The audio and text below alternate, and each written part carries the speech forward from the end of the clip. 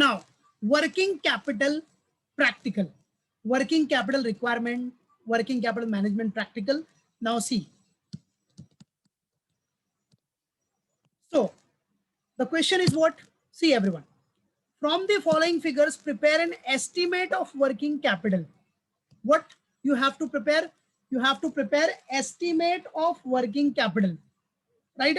Estimation of working capital, you have to make it. You have to find out how much working capital you required, right? That is estimation of working capital.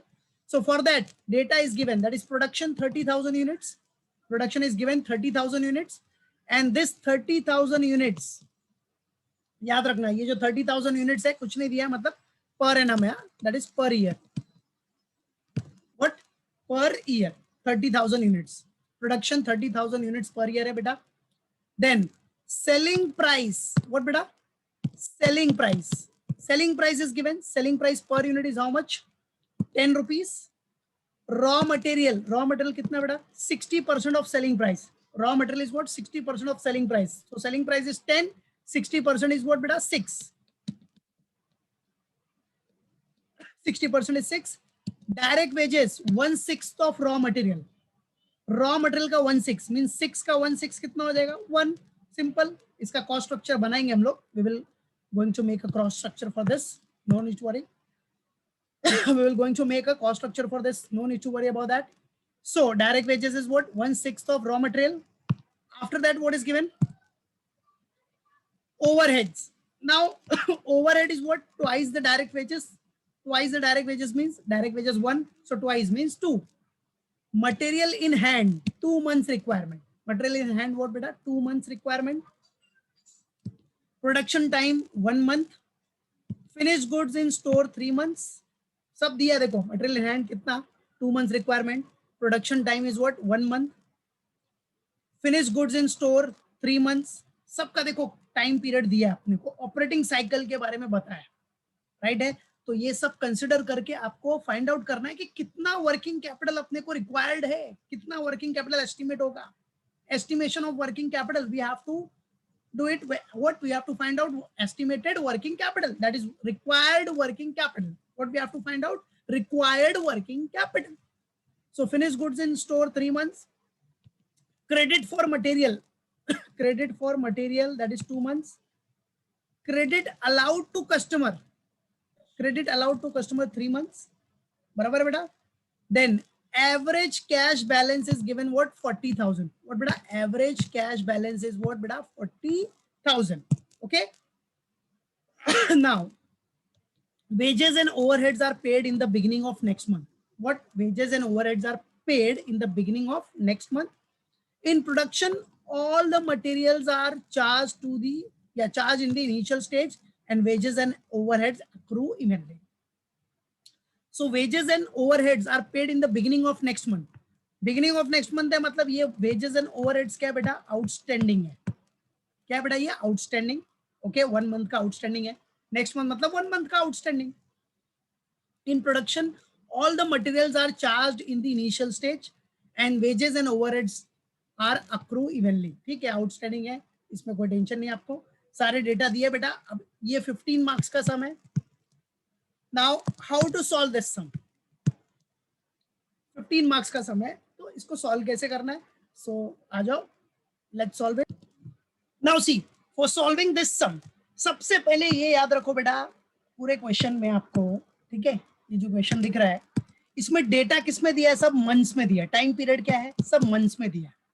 ठीक है, तो जो भी production है ये per year का production था बेटा. तो सबसे पहले इसको मंथ में कन्वर्ट करो कि मंथली यूनिट प्रोड्यूस कितना होगा आपका. First you have to convert this into months, right है, मालूम पड़ा. तो चलो आ जाओ, अब इसको सॉल्व कैसे करना है, लेट्स सॉल्व इट. कैसे आपको वर्किंग कैपिटल रिक्वायरमेंट निकालना है. तो सॉल्यूशन फर्स्ट वर्किंग नोट कर लेते हैं. आ जाओ, वर्किंग नोट नंबर 1 क्या बेटा? Monthly unit produce. क्या बेटा? Monthly, what monthly units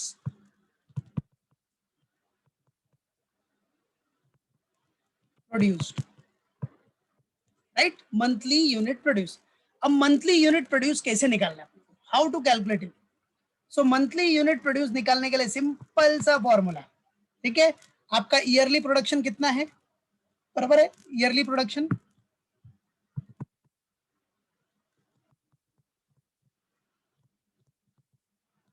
yearly production divide by 12 कर दो, 1 ईयर में 12 मंथ्स, तो डिवाइड बाय 12 कर दो, दैट्स इट, मंथ में निकालना है आपको। तो बेटा आपका ईयरली प्रोडक्शन कितना है,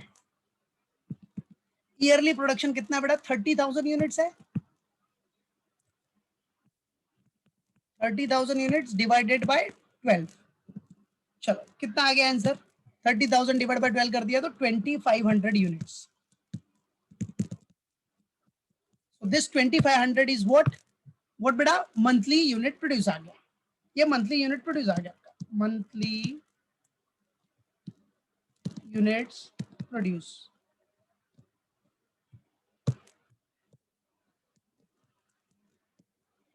ठीक है, ये आ गया आपका monthly unit produce. Now the next one, अब next working note, cost structure बना लो, क्या बेटा, कॉस्ट स्ट्रक्चर,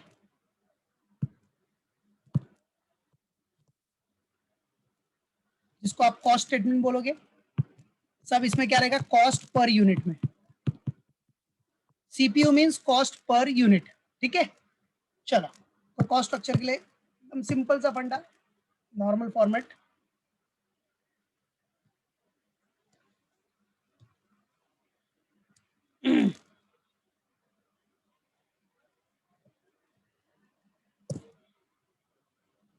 इधर एक छोटा सा कॉलम बना देंगे, नंबर पर्टिकुलर्स और रुपीस, क्या बेटा, number particulars and rupees, okay. So आ जाओ, नंबर पर्टिकुलर्स एंड रुपीस, ठीक है। सो चलो सबसे पहला कॉस्ट स्ट्रक्चर में क्या रहेगा, आपको वर्किंग कैपिटल में आपको कॉस्ट स्ट्रक्चर दिखाना है। पहला पता है कॉस्ट स्ट्रक्चर में रॉ मटेरियल्स फिक्स है आपका, मटेरियल्स, रॉ मटेरियल्स कितना बोल रहा है, सेलिंग प्राइस का कितना परसेंट है, 60%, so selling price is what 10 का 60%, how much 6। Second, raw materials के बाद क्या आएगा, रॉ मटेरियल्स के बाद लेबर, दैट इज वेजेस,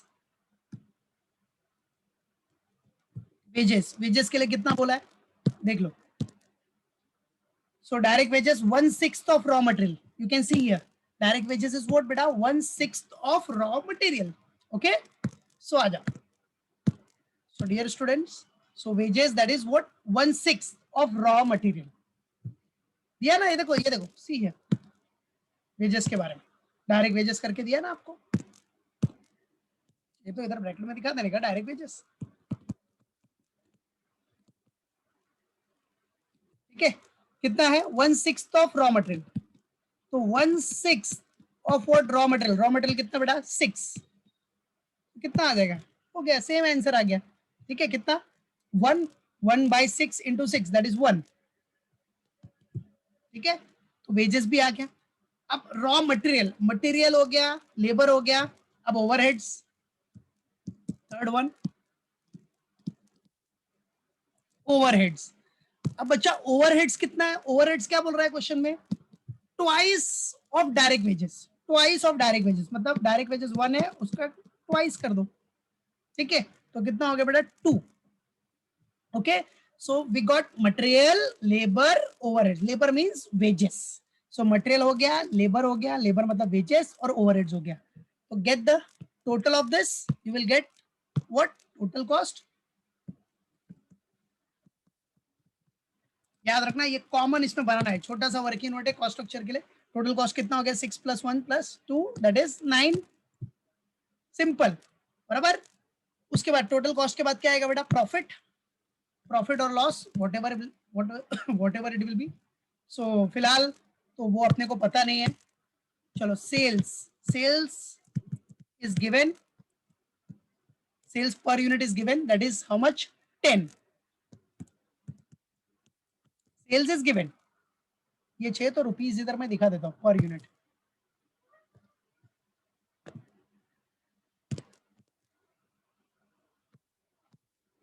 ऊपर लिखा ही है सीपीयू रुपीज पर यूनिट, ठीक है। सीपीयू लिखा मतलब कॉस्ट पर यूनिट ही है ना बेटा, तो इधर नहीं भी लिखा तो फिर भी मालूम पड़ जाएगा ना, कॉस्ट पर यूनिट ही। चलो सेल्स हो गया अपना 10। अब नॉर्मल सी बात है, कितना प्रॉफिट होगा बेटा? प्रॉफिट होगा 1। ये 1 का क्या है? प्रॉफिट है, प्रॉफिट। तो प्रॉफिट आ गया इधर बैलेंसिंग, ठीक है, ठीक है। तो ये नॉर्मल कॉस्ट स्ट्रक्चर हो गया। सो ये दो working note, these two working note are important. ये हो गया, बराबर है। तो आपका working capital requirement, working capital estimate निकालना इज वेरी इजी, ठीक है। तो ये बना के रखने का अच्छी बात है, डायरेक्ट कर सकते हो बट बना लोगे तो बेटर ऑप्शन एग्जाम के पॉइंट ऑफ व्यू से भी। मंथली यूनिट प्रोड्यूस आ गया आपका, ठीक है। अभी क्वेश्चन में मंथ था इसलिए मंथली, वीक रहता तो वीकली, डेज होता तो डेली। तो यहाँ हो गया आपका ये, और ये कॉस्ट स्ट्रक्चर बना लिया कन्वीनियंस के लिए, ठीक है। एग्जाम में फटाफट बना देने का। अब मेन आंसर जो आ रहा है आपका, दैट इज क्या? Statement of working capital estimate. चलो, so statement of what? Working capital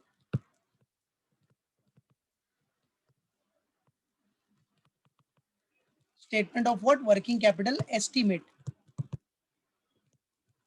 statement of working capital estimate. चलो,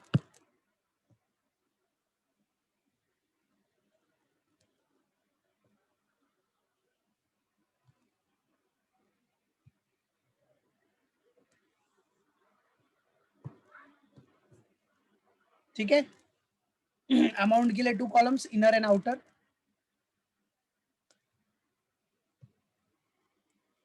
2 columns, inner and outer, and then 1 column for workings, workings के लिए हो गया, then number and particulars।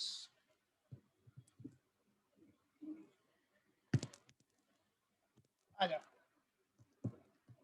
number, particulars,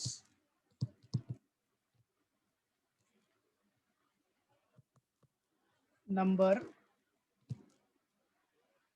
particulars, workings। Workings में याद रखना क्या रहेगा इधर? Units into rate into period, ये ध्यान रखना। तो आपका आंसर विल बी एकदम एक्यूरेट रहेगा। Than rupees, rupees, rupees, rupees, ठीक है। चलो, सबसे फर्स्ट ए क्या होगा बेटा? अब वर्किंग कैपिटल निकलना है तो current asset minus current liability. So the very first one is what? Current assets.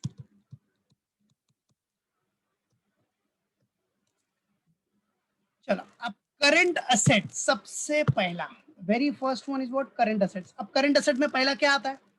सुबह आपने देखा ही थियरी में। चलो, first one is what? Stock. Current asset में पहला क्या रहेगा बेटा? स्टॉक। स्टॉक अपना करंट एसेट है, स्टॉक, ठीक है। अब स्टॉक में भी सबसे फर्स्ट स्टॉक कौन सा होता है बेटा? स्टॉक में भी 3 टाइप्स के स्टॉक है, raw material, work in progress, finish goods. तो फर्स्ट वन रॉ मटेरियल्स। तो चलो, फर्स्ट रॉ मटेरियल,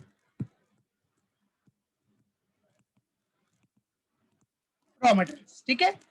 अब देखो रॉ मटेरियल्स के लिए क्या करना है, अमाउंट आ जाओ, units into rate into period. क्या बेटा? Units into rate into period. चलो, यूनिट्स कितना था बेटा अपना? मंथली है ना डेटा, तो यूनिट्स कितना है? 2500, बराबर है। सो 2500 यूनिट्स इंटू रेट, मटेरियल का रेट देखो, मटेरियल का rate you can see here, material rate ये है ना 6, ये मटेरियल का रेट है 6, ठीक है। तो मटेरियल का रेट है आपका 6,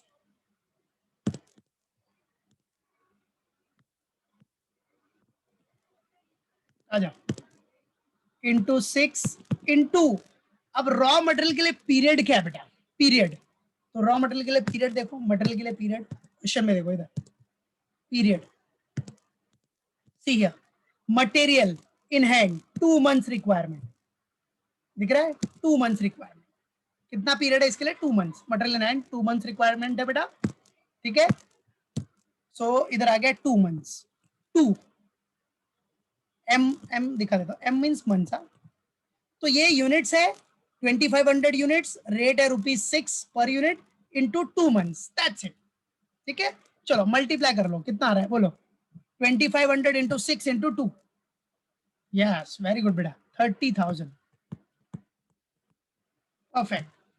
चलो अब नेक्स्ट रॉ मटेरियल के बाद क्या आएगा अपना? Work in progress,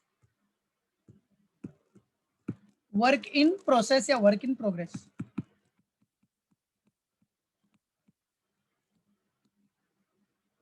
work in progress, ठीक है बेटा। चलो अब वर्क इन प्रोग्रेस में अपने पास क्या बेटा? First, the very first work in progress में सबसे पहला ए। वर्क इन प्रोग्रेस में क्या आएगा बेटा? Material. Same work in progress में भी मटेरियल, लेबर, ओवरहेड्स है ही ना बेटा। वर्क इन प्रोग्रेस में भी मटेरियल, लेबर, ओवरहेड्स। तो मटेरियल्स, ठीक है, राइट। तो आ जाओ, अब इसके लिए आ जाओ, यूनिट्स 2500 है, इनटू रेट कितना है मटेरियल का? 6 है, इनटू 2500 इंटू 6 इंटू कितना मंथ्स है? पीरियड कितना है? अब ये वर्क इन प्रोग्रेस मतलब production time. Work in process means production time. तो production time is what? See, production time 1 month है, 1 month production time is what बेटा? 1 मंथ, ओके। तो आ जाओ, सो प्रोडक्शन टाइम 1 मंथ है, एम। अब बार बार एम नहीं लिखूंगा, याद रखने का, पीरियड है 1 मंथ। चलो 2500 इंटू 6 इंटू 1 कितना हो गया?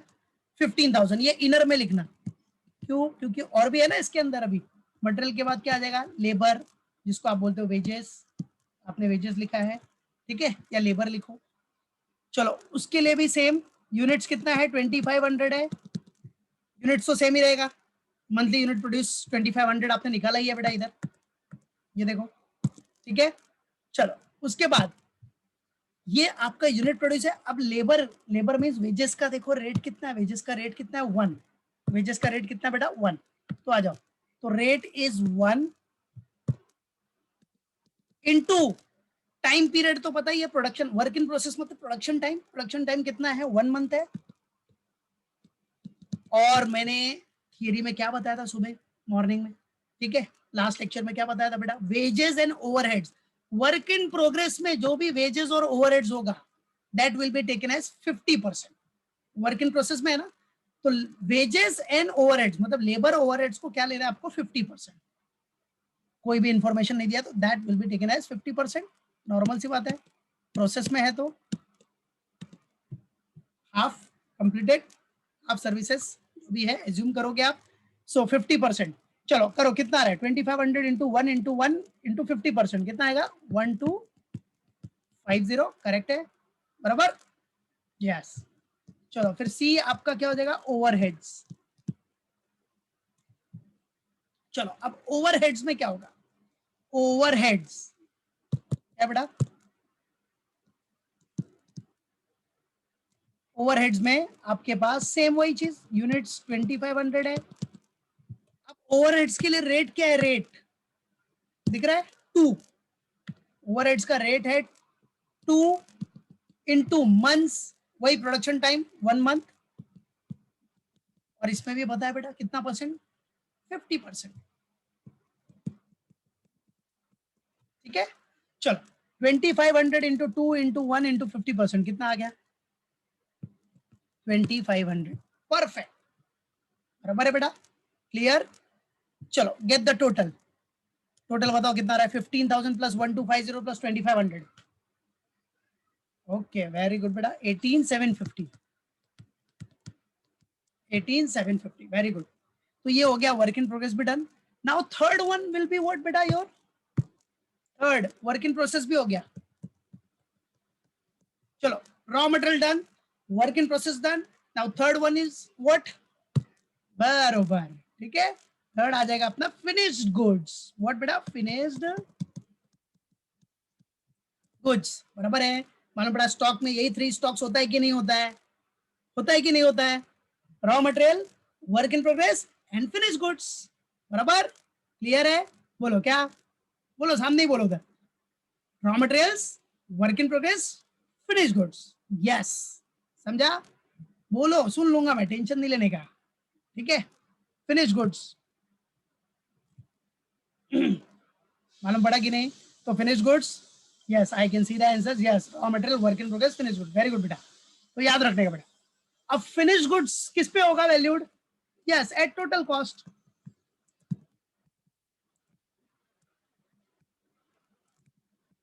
चलो आ जाओ, यूनिट्स कितना है? 2500। रेट कितना है? रेट मतलब कौन सा रेट देखोगे फिनिश गुड्स के लिए? Total cost. टोटल कॉस्ट किधर है? ये रहा 9। सो रेट है 9 मल्टीप्लाइड बाय फिनिश गुड्स के लिए पीरियड क्या है? सो पीरियड क्या है? देखो देखो पीरियड, देखो इधर, देखो इधर period. Finish goods, see finish goods in store 3 months है। कितना बेटा? 3 मंथ्स। ओके, चलो सो इनटू 3 मंथ्स। चलो अभी कैलकुलेट कर लो। 2500 इंटू 9 इंटू 3 मंथ्स कितना आ रहा है? 67,500। Very good, 67,500, that is what finish goods का। बराबर है, क्लियर है? चलो अब फिनिश गुड्स भी हो गया अपना, मतलब स्टॉक का पूरा काम हो गया, स्टॉक डन। चलो अभी स्टॉक के बाद और कौन सा अपने पास करंट एसेट है? इधर स्टॉक के बाद कस्टमर तो है ही, देख सकते हो करंट एसेट में अपने पास कस्टमर है। इधर ये देखो, क्रेडिट अलाउड टू कस्टमर, मतलब 3 मंथ्स का क्रेडिट दिया, मतलब कस्टमर होगा तभी दिया रहेगा ना, ठीक है? Credit allowed to customer 3 months. तो आ जाओ, मतलब डेटर्स है अपने पास, तो आ जाना डेटर्स, सेकेंड वन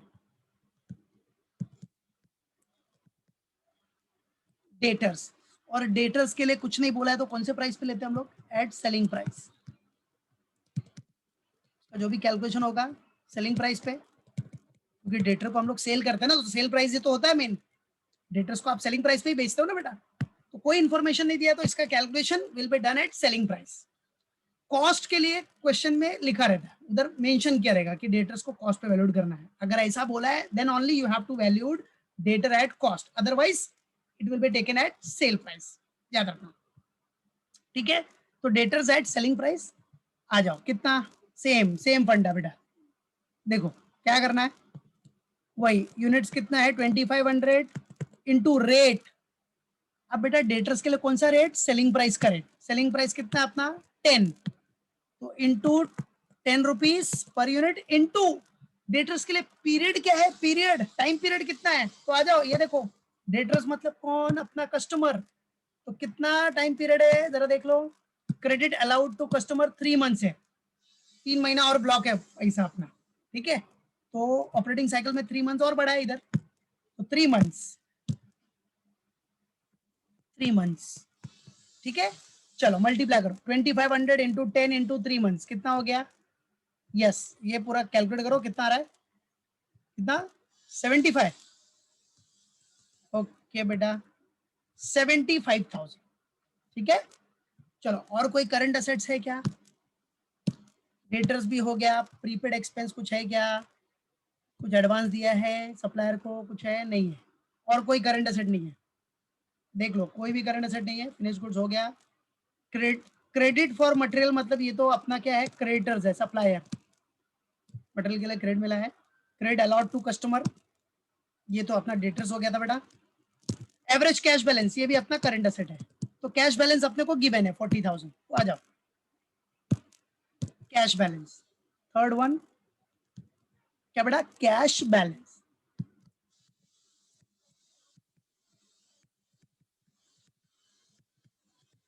तो cash balance is given in the question, it is given in the question. So कितना है बेटा cash balance? 40,000।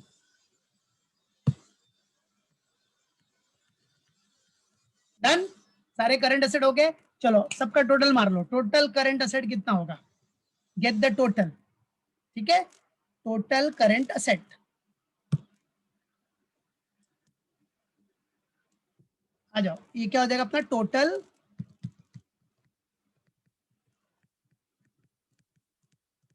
Current assets. So आ जाओ, टोटल मारो 30 प्लस 18 750 प्लस 67 500 प्लस 75,000 प्लस 40,000 कितना आ रहा है?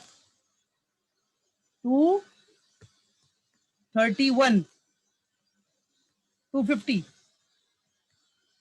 ओके, तो टोटल करंट एसेट आ गया अपना 2,31,250. ठीक है, चलो अब उसमें से क्या करना है, माइनस क्या करना है अपने को, लाइबिलिटीज, करंट लाइबिलिटी माइनस करना है. तो करंट लाइबिलिटी नेक्स्ट पेज पे करते हैं हम लोग, फॉर्मेट सेम ही है.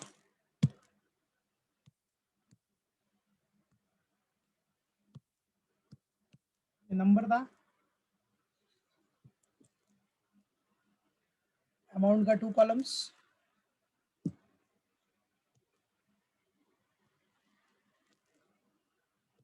वर्किंग्स का कॉलम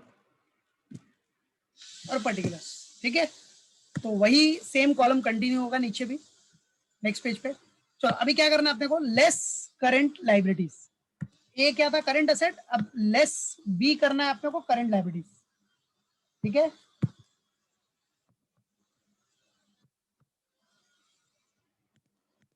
बी लेस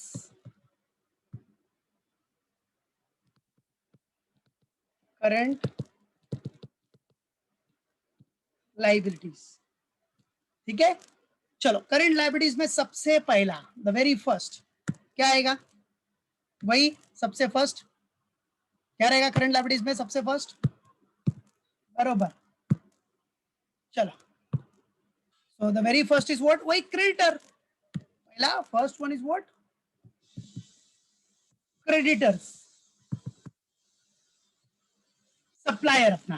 ठीक है, चलो अभी क्रेडिटर्स के लिए कितना है, आ जाओ सेम फंडा है, यही units into rate into period. चलो, तो यूनिट्स पता ही है आपको 2500 है बेटा, और क्रेडिटर मतलब कौन, अपना सप्लायर. क्रेडिटर कौन है बेटा, अपना सप्लायर है कि नहीं. Who is creditor, creditor is our supplier, जिससे हमने क्या किया होगा, क्रेडिट पे मटेरियल खरीदा होगा, राइट. क्रेडिट पे मटेरियल खरीदा होगा कि नहीं, तो रेट क्या आएगा, मटेरियल का रेट. तो मटेरियल का रेट कितना है बेटा, रॉ मटेरियल 6 रुपीज. ठीक है, तो इंटू 6, समझा. तो क्रेडिटर और सप्लायर, मतलब सप्लायर से ही रॉ मटेरियल खरीदेगा ना, तो रेट 6 का ही आएगा, मटेरियल का rate 6 into into time period. देखो अब ये जो क्रेडिट है, सप्लायर ने क्रेडिट दिया, उसका टाइम पीरियड क्या है, क्रेडिट फॉर मटेरियल 2 मंथ्स है. कितना है, 2 मंथ्स. नीचे कस्टमर का है, डेटर का है, तो ऊपर क्या है, क्रेडिट फॉर मटेरियल वो सप्लायर का है. मतलब हमारे क्रेडिटर ने अपने को, हमारे क्रेडिटर ने हमको क्रेडिट दिया है, क्रेडिट, गॉट इट. सो कितने मंथ्स का क्रेडिट है बेटा, 2 months. So into 2 m means months. चलो करो, 2500 इंटू 6 इंटू 2 कितना. अभी ये इनर कॉलम में लिखना करंट लायबिलिटीज पूरा 30,000 बराबर है.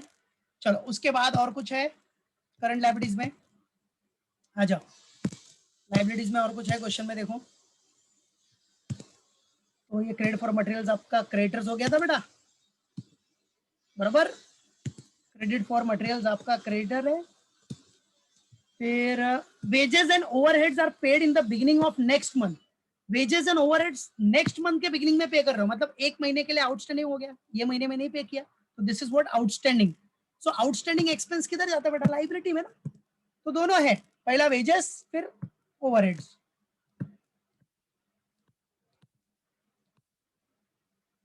आउटस्टैंडिंग वेजेस सेम 25 यूनिट्स कितना है, 2500 है, इनटू वेजेस का रेट देख लो, रेट कितना था, वेजेस का रेट 1 रुपीज. सो इनटू 1 इनटू टाइम पीरियड कितना है, टाइम पीरियड कितना है, कितना मंथ आउटस्टैंडिंग है, 1 मंथ. नेक्स्ट मंथ में पे किया ना, मतलब 1 मंथ आउटस्टैंडिंग. सो 1 मंथ, तो कितना हो गया, सेम 2500. नेक्स्ट थर्ड अपना दूसरा कौन सा, wages and overheads. Wages and overheads दोनों नेक्स्ट मंथ में पे किया ना बेटा, तो ओवरहेड्स में कौन सा हो जाएगा अपना, वही सेम आउटस्टैंडिंग ओवरहेड्स.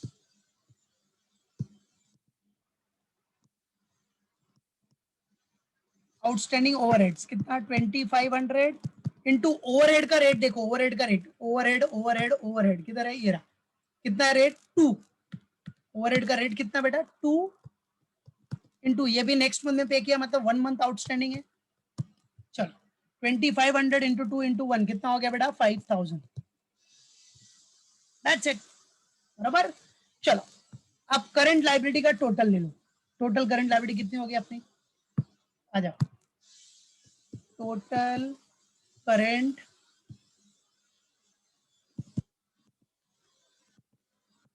लाइबिलिटीज, ठीक है। चलो टोटल करंट लाइबिलिटीज कितना हो गया बेटा 37, yes 37,500, 37,500 is what are total current liabilities, ठीक है। 37 व्हाट बेटा 500 टोटल करंट लाइबिलिटीज आ गया अपना। ओके चलो अब फाइनली आंसर निकाल लो। अब करंट असेट कितना है, current assets 2,31,250 minus current liability कितना है 37,500। चलो सो गेट द आंसर। अब ये जो आएगा, देखो अभी आपको कुछ मार्जिन ऑफ सेफ्टी दिया है क्या, कुछ प्रोविजन फॉर कंटीजेंसी बोला है क्वेश्चन में, नहीं बोला ना। वो होता तो क्या करते हैं, पहले current asset minus current liability करके क्या निकलते हैं वर्किंग कैपिटल, फिर उसमें प्रोविजन फॉर कंटीजेंसी या मार्जिन ऑफ सेफ्टी ऐड कर देते, तो आपको मिलता है working capital required, means estimated working capital. But फिलहाल margin of safety is not given, margin of safety या प्रोविजन फॉर कंटीजेंसी आपको दिया नहीं है, थियरी लेक्चर में बताया मैंने इसको। तो जब नहीं दिया तो उसको कुछ करना ही नहीं है, तो directly current asset minus current liability करोगे तो आपका आंसर मिल जाएगा क्या, एस्टिमेटेड वर्किंग कैपिटल, ठीक है। तो कितना आ रहा है 231,250 माइनस 37,500 कितना आ रहा है 193, 1,93 कितना 750, ठीक है। चेक करने का फटाफट कितना है 231,250 है, बराबर माइनस किया आपने कितना 37,500, तो 193,750, perfect, perfect answer 193,750। So this is what your working capital, ये आपका वर्किंग कैपिटल इतना आपको रिक्वायर्ड है। सो ये आपका हो जाएगा पॉइंट नंबर सी, क्या estimated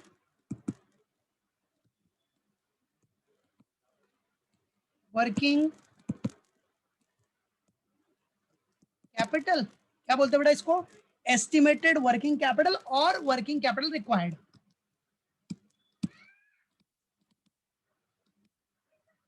working capital required, that's it, बराबर है, हो गया। यही था अपना क्वेश्चन, बराबर, यही अपना क्वेश्चन था जिसको हमने सॉल्व किया। सो ये हो गया अपना इधर क्वेश्चन विद सॉल्यूशन खत्म, सॉल्यूशन हो गया अपना, हमने निकाल लिया वर्किंग कैपिटल कितना चाहिए अपने को, 1,93,750 का वर्किंग कैपिटल रिक्वायर्ड है अपने को, ठीक है। तो देखा ना आपने करंट असेट्स, पूरा करंट असेट्स का देखा आपने, ऑपरेटिंग साइकिल के बेसिस पे क्या मंथ्स थे सब कुछ देखा आपने, कैलकुलेट किया करंट असेट्स, आपके पास करंट असेट 2,31,250 है, लाइबिलिटीज 37, मतलब करंट लाइबिलिटी 37,500 की है। तो आपका फाइनली एस्टिमेटेड वर्किंग कैपिटल, मतलब आपको वर्किंग कैपिटल कितना रिक्वायर्ड है 1,93,750 का रिक्वायरमेंट है वर्किंग कैपिटल का, ठीक है। ये आपका वर्किंग कैपिटल है, current asset minus current liability, इतना पैसा आपको चाहिए to run day to day business operation, 1,93,750 का रिक्वायरमेंट है, ये आपका वर्किंग कैपिटल है जो बिजनेस को चलाने के लिए, मतलब डेली डे टू डे जो भी रनिंग है ऑपरेशंस है, बराबर है, उसको चलाने के लिए आपको 1,93,750 चाहिए, बराबर है। अब थोड़ी ऑपरेटिंग साइकिल का इंतजार करेगा कि इतने 90 डेज में 100 डेज में पैसा आएगा तो एक्सपेंसेस करोगे, ऐसा नहीं, इतना वर्किंग कैपिटल आपको चाहिए ही बेटा, ताकि आप अपना बिजनेस का जो डेली का ऑपरेशंस है, रूटीन है, एक्सपेंसेस है, वो सारे फुलफिल कर सको, मीट कर सको, बराबर है कि नहीं। तो ये आपका वर्किंग कैपिटल रिक्वायर्ड है। अब इस वर्किंग कैपिटल को फाइनेंस करने के लिए आप जो मोड चाहिए, मोड ऑफ फाइनेंसिंग, वो ले सकते हो। देखो वर्किंग कैपिटल फाइनेंसिंग करना है तो पहले वर्किंग कैपिटल मालूम होना चाहिए कि आपको वर्किंग कैपिटल कितना चाहिए, एस्टिमेट कितना है 1,93,750। अब इसके बेसिस पे आप सोचोगे कहाँ से इतना पैसा अपने को अरेंज करना है, ताकि फटाफट अपना जो डे टू डे रनिंग है, ऑपरेशनल एक्टिविटीज है, वो स्मूथली अपना कंडक्ट हो। तो उसके लिए हम करते हैं वर्किंग कैपिटल फाइनेंसिंग, ठीक है। वर्किंग कैपिटल फाइनेंसिंग, आप लोन लो, बैंक से लोन लो, कमर्शियल पेपर इशू करो, वट एवर, ठीक है। तो फिलहाल अपना वर्किंग कैपिटल फाइनेंसिंग का पार्ट अपने को इधर देखना नहीं है, खाली इधर निकालना है अपने को वर्किंग कैपिटल कितना चाहिए। सो वर्किंग कैपिटल अपने को चाहिए 1,93,750 का रिक्वायरमेंट है। फिर इसके बाद मैनेजमेंट डिसाइड करेगा कि भाई ये फंड अपने को किधर से अरेंज करना है, कैसे लेना है, वो मैनेजमेंट बाद में वर्किंग कैपिटल फाइनेंसिंग सोचेगा। ठीक है, सो ये था अपना एस्टिमेटेड वर्किंग कैपिटल जो हमने निकाला, working capital required that is 1,93,750। तो ये सब अच्छे से प्रैक्टिस करना सब लोग। ओके, समझ गया ना? बस दिमाग में रखना, जो थियरी बताया है लास्ट लेक्चर में वो थियरी जरा रिवाइज कर लो, वीडियो अपलोड कर दूंगा थियरी का भी मैं। तो ऑल द बेस्ट, अच्छे से